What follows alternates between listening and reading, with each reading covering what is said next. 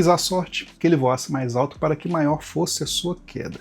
Afinal, o perigo não está no fato de que você pode ser passado para trás pelos outros. Pior é ser enganado por si próprio. Com essa reflexão do livro Os Axiomas de Zurique, trago aqui nesse vídeo o principal aprendizado dos meus investimentos no último ano, 2025. Mas antes, se você está chegando aqui agora, feliz 2026, meu nome é Evandro Troco e aqui eu falo sobre economia, investimentos, finanças, vida, não necessariamente nessa ordem. E o meu aprendizado, a grande lição que eu tive no último ano sobre os investimentos, tudo isso pode ser explicado a partir do comportamento de 3 ativos, um banco estatal, um banco privado e mesmo a renda fixa, o Tesouro Direto. Vamos entender? E eu vou começar aqui pelo comportamento das ações do Banco do Brasil, que se mostrou um grande aprendizado. Então, logo ali no início do ano, entre janeiro e maio, o comportamento da ação estava tudo normal, com ela subindo aqui na casa dos 20%. E aqui até título de comparação, se a gente pegar o mesmo período, mas agora para o índice Ibovespa, a gente vai ver que ele também estava com uma rentabilidade boa, mas um pouco abaixo desse patamar de 20%. Só que logo em seguida, após a divulgação dos resultados do primeiro trimestre do Banco do Brasil, houve uma queda bastante significativa. No pregão seguinte ao da divulgação do balanço, só ali, como a gente diz, de uma vezada só, o preço das ações caiu na ordem de 12%. Mas o que explicava isso? Vários fatores, principalmente uma queda do lucro líquido ajustado de mais de 20% em relação ao mesmo período de 2024, um recuo também no retorno sobre o patrimônio líquido, o ROI, isso tudo explicado especialmente pelo aumento da inadimplência da carteira de crédito rural do agro. Isso porque o setor também tem sofrido com várias empresas em recuperação judicial, o que obriga o banco a fazer o provisionamento antecipando possíveis calotes. Pois é, então, existe uma frase atribuída ao Warren Buffett que diz algo do tipo: compre ações ao som de canhões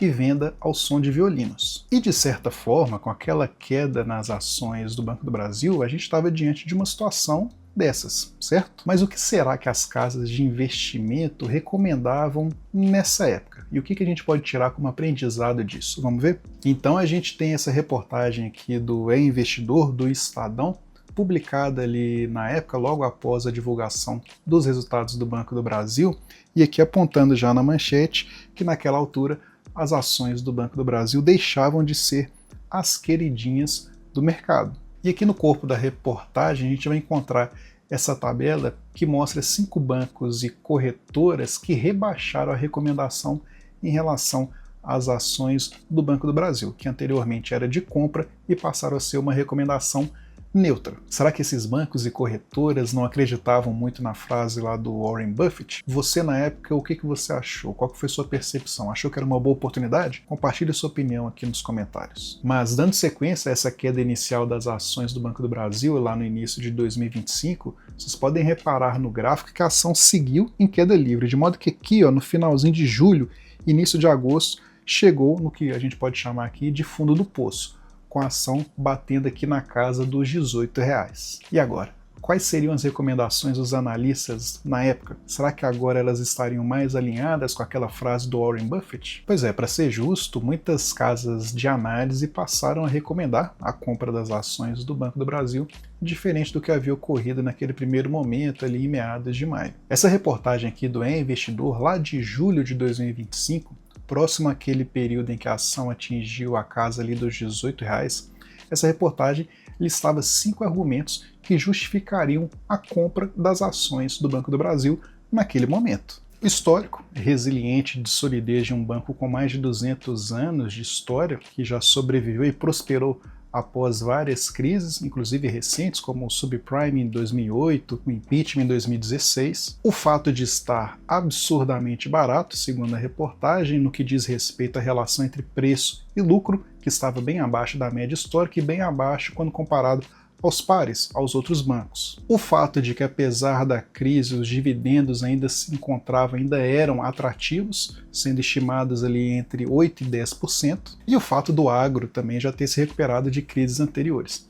Lembrando que esse resultado ruim do Banco do Brasil na época teve como carro-chefe a inadimplência da carteira de crédito rural impulsionada aí pelo agronegócio. E por último, o fato de que o Banco do Brasil ele sempre foi mais volátil que os seus concorrentes. Isso não é uma novidade. Então, após listar 5 motivos que justificariam a compra das ações do Banco do Brasil naquela época, essa mesma reportagem traz 5 casas de análise que passaram a recomendar a compra das ações. E vendo hoje em retrospectiva, quem investiu naquela época já está tendo uma valorização acima dos 15%. E toda essa queda que se materializou ali em julho de 2025, de certa forma, ela precificou resultados futuros. Tanto é que quando saiu o resultado do terceiro trimestre, ali em novembro de 2025, e que trouxe uma redução do lucro de 60% em relação ao período anterior, as ações não sofreram baixas significativas. Vocês podem reparar aqui que ela ficou no mesmo patamar. E o que estava em jogo esse tempo todo e que me serviu de lição? É que não existe momento certo. Sempre quando a gente está diante de uma oportunidade, a gente fica com aquela sensação, acho que dá para melhorar mais. Aqui para o nosso caso, quando ocorreu a primeira queda das ações do Banco do Brasil, quem comprou logo em seguida viu a ação cair ainda mais na sequência. Da mesma forma, quem esperou mais e viu essa pequena alta aqui no início de julho, viu a ação cair ainda mais também na sequência. Agora, quem comprou aqui no ponto mais baixo, esse tem se dado bem até agora, né? Mas será que na época muita gente que ainda não havia comprado a ação ficou pensando que ela poderia cair ainda mais? Pois é, depois daquilo a ação só subiu de preço. Não há mágica, não há momento certo.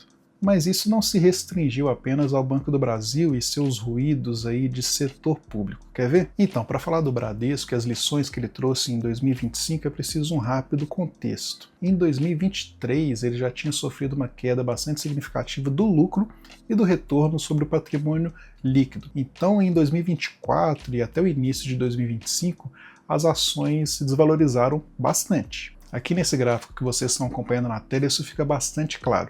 Dá para dizer que as ações do Bradesco iniciaram 2025 no seu menor patamar dos últimos anos. Oportunidade de compra ao som dos canhões ou não? Bem, vamos ver o que os analistas de mercado diziam na época. Então aqui nessa reportagem do início de 2025, a gente pode ver que o Itaú, em novo relatório sobre o setor bancário, havia rebaixado a recomendação de compra para o Bradesco para uma posição neutra, alegando que a recuperação mais lenta dos lucros e a crescente incerteza provavelmente manteriam os múltiplos do banco deprimidos por mais tempo. E você, nessa época, sabia que o Bradesco estava nas mínimas? Se fossem aquelas as condições de hoje, seria uma empresa que você compraria? Bem, vamos ver o que aconteceu com quem optou pela compra naquela época. De cara aqui pelo gráfico, vocês podem perceber que desde então, apesar daquela recomendação neutra, as ações do Bradesco aqui só subiram.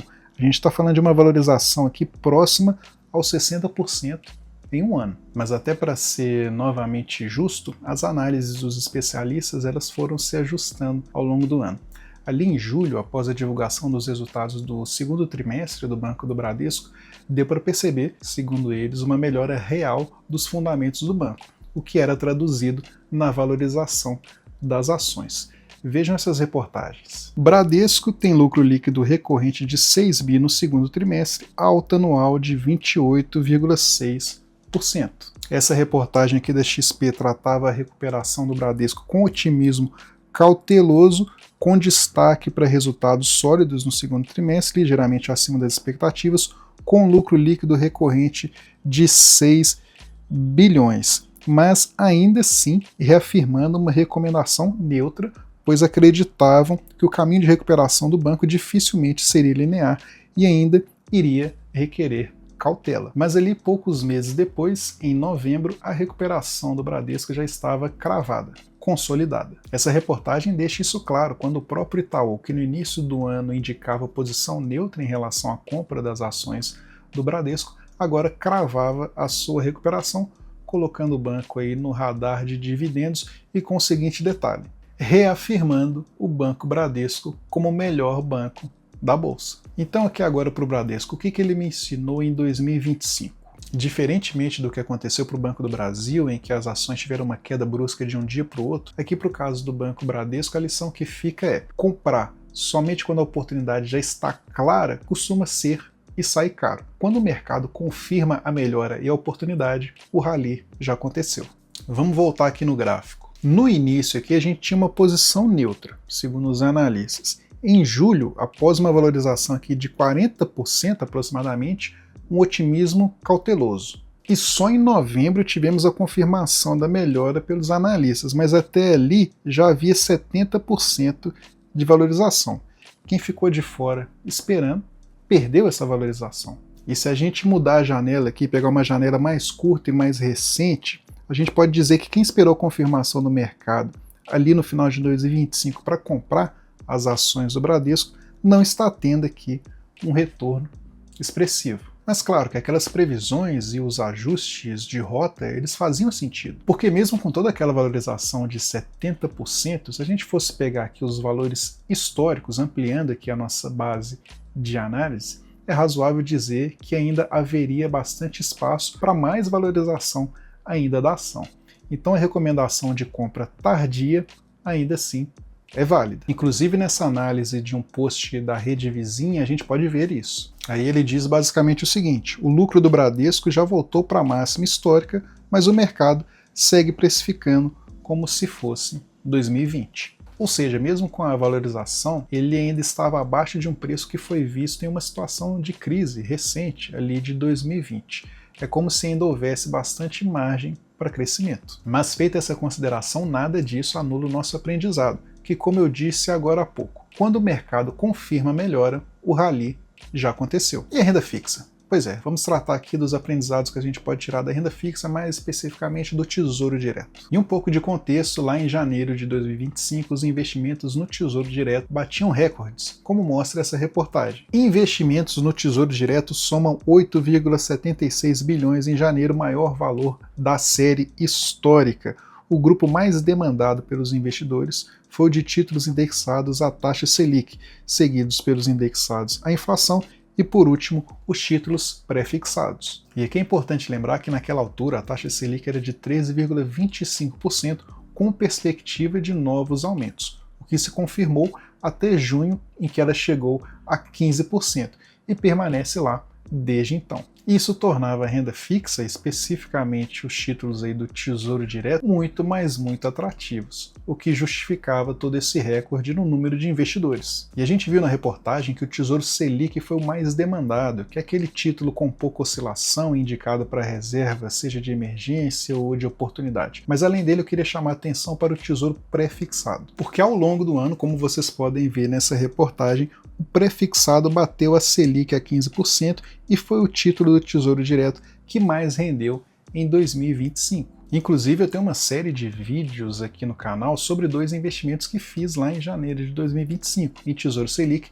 e Tesouro Pré-fixado. E desde então eu vim acompanhando a rentabilidade dos dois mês a mês. E nem precisa de spoiler, mas o pré-fixado rendeu bem mais. Eu vou deixar o link da playlist aqui na descrição para você acompanhar depois. Mas o que podemos tirar de lição disso, envolvendo a renda fixa, o Tesouro Direto? Esse título pré-fixado que eu comprei para a série que eu mencionei agora há pouco, ele estava pagando uma taxa de 15,51% ao ano, como vocês podem ver aqui na tela. E um título pré-fixado, a gente trava a taxa, só que depois que eu adquiri esse título, a taxa só caiu. Essa oportunidade não esteve disponível novamente. Claro que para quem conhece, isso representou uma grande oportunidade para obter ganhos com a marcação a mercado, caso eu optasse por resgatar esse título antecipadamente. Mas isso é tema para outro vídeo, que você pode acompanhar na série. Mas o que eu quero chamar a atenção é que naquele momento, se eu optasse por esperar para que a taxa subisse ainda mais e eu pudesse travar meu investimento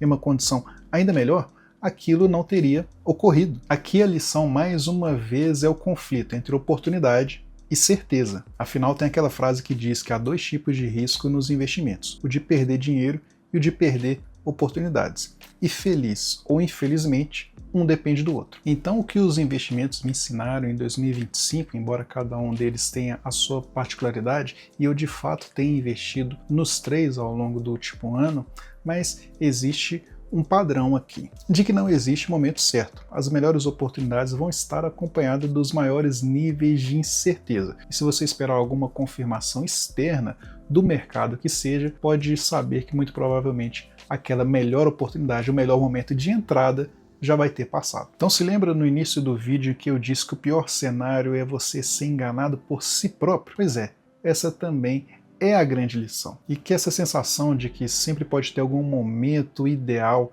ali na frente, o que inclusive se aplica a outras áreas da nossa vida, que isso não nos paralisa, que não nos impeça de aproveitar as oportunidades de fato. Fora isso, estaremos alçando voos mais altos que precedem a uma queda ainda maior. Mas e você? Qual foi a sua grande lição dos investimentos em 2025 que você pretende levar agora para 2026? Você chegou a aproveitar alguma dessas oportunidades ou alguma outra oportunidade, seja em ações, fundos imobiliários, imóveis? Compartilhe a sua opinião aqui nos comentários, lembrando-se de se inscrever no canal para poder acompanhar os próximos vídeos. Até uma próxima!